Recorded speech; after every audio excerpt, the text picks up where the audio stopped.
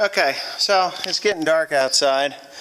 I've been working at this thing here for probably 5 or 6 hours. I think the proper way to tear this thing out of here would actually be to lift the cab, move it out of the way, and then go for this thing, because it is so tight. I'm going to show you how tight it is. It's so tight in there that this little 1/4 inch Husky wrench with a 5mm socket on it won't go between. This stud here is what it's for, so you can tighten up the studs, but I can't get that between this shock tower or strut tower and that bolt, so I'm back to using a pair of vice grips to get it in there. Once I get it on so far, then of course it's going to just, I'll be able to put this on and get it where it belongs. But the real trick is actually going to be the bottom ones. They're going to be an absolute freaking nightmare to get in there because you can barely get your hands in there. I did actually get the studs out. I only had to weld one, and I didn't demonstrate it because I only have 2 hands and both of them were extraordinarily busy.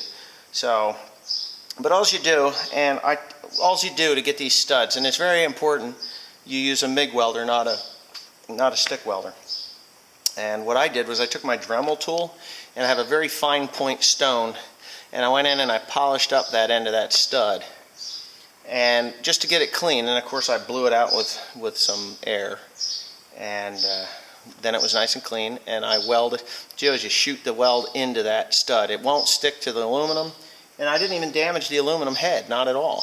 But you shoot that in, you shoot that in, you shoot that in, and it'll come out about 1/4 inch, just enough to get, let me get this thing's probably still warm because I just did it. Alright. It'll stick out just enough, and, well, here, let's see if you can see it, if I can focus in on it. You can see how that thing kind of, gravity made it fall downward. And then, see how it's kind of offset like that? So it goes over top of the aluminum.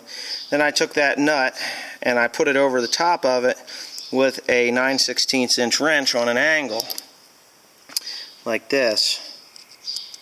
Okay, and I held that in place with the wrench.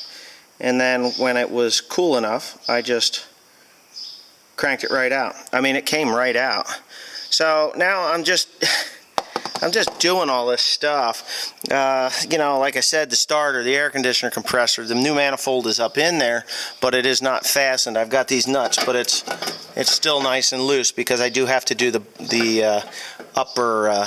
I got to do these upper studs, get them seated in properly before I put any nuts on. And what I'll do is I'll run them up so that they're just, within 1/8 of an inch of being tight, and then I'll do the bottom ones. And from there, it's going to be a job. I mean, no matter what I do, this thing is just a real pain in the neck. So maybe tomorrow I'll just set the camera up and let it roll, and I'll just do some fast forward stuff because it's just being a total nightmare. But anyways, that's enough for me for one night. So I'm going to say goodnight to y'all. So if you haven't already, please comment, rate, and subscribe. I'm probably going to forget it, but One Lonely Farmer down in the description. You can go there and get some t-shirts and other things like that. But anyways, thanks again, guys. Stay tuned for tomorrow's series of getting this bitch back together.